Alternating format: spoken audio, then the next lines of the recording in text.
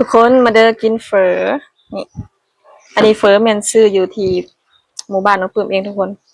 ถ้าก็เป็นตลาดก็ไม่เผ็ดไปซื้อของทุกคนไปตลาดแต่12 โมงเนาะ12 โมงจนฮอด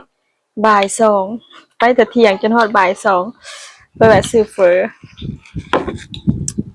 นี่ถ้วยหนึ่ง30,000 กีบ30,000 กีบทุกคนว้าว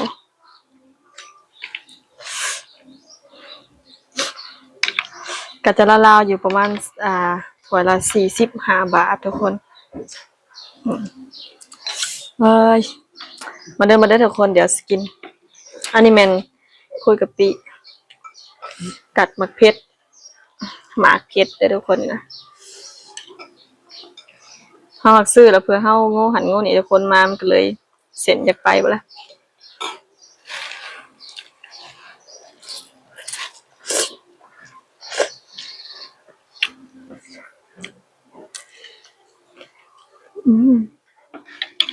เพิ่นก็ให้กะปิมักทั่วมาจำกะปิแซ่บบ่แม่แล้วผิวเขาจะตาลายพากันหิวข้าวแห้ง